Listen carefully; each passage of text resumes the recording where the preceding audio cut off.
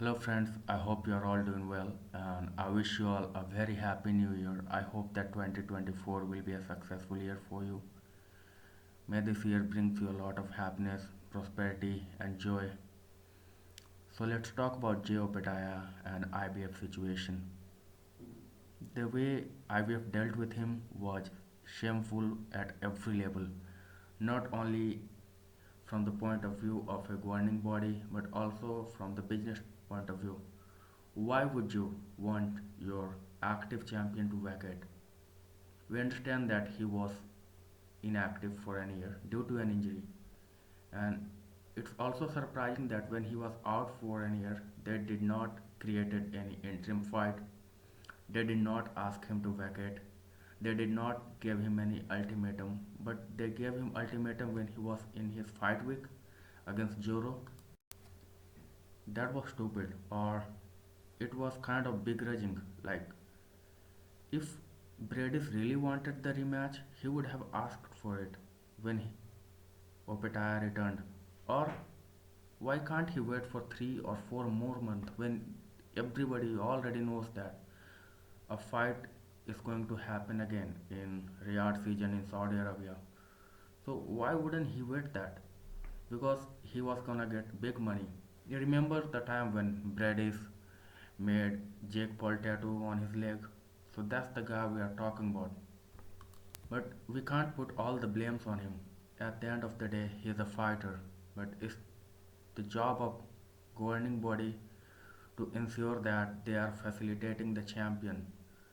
They are ensuring that the fight will happen at the right time, at the right moment. If making money is the objective of the boxing governing body, they were gonna get that money. Like they got their 3% in September, they got their 3% in December. If they would have waited, they have gotten even a bigger share for their 3% in March or April. Just imagine how big that fight would have been. Brady's versus Opetaia on Saudi Arabia under Fury Usyk, or possibly under Joshua versus somebody, their main card. That fight would have been massive.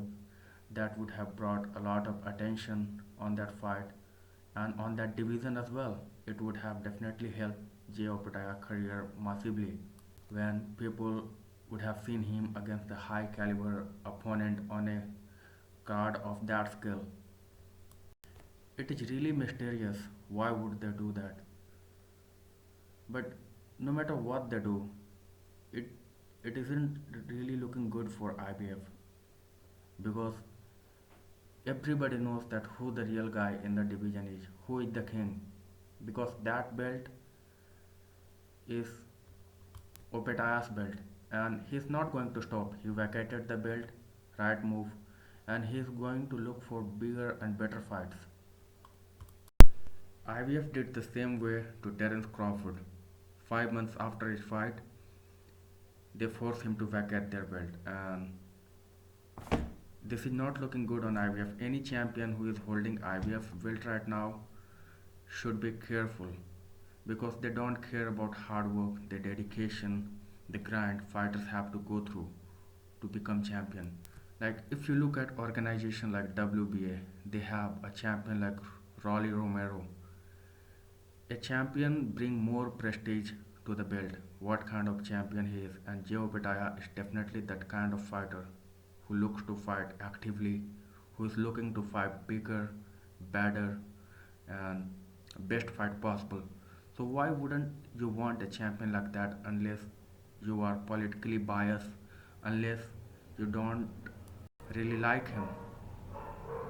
Or another thing is that if Opetaya did not vacated his belt, he was going to hold that belt for a long, long time. Nobody is getting that belt off him till he moved to heavyweight division, and that would have brought a lot of stability to the division.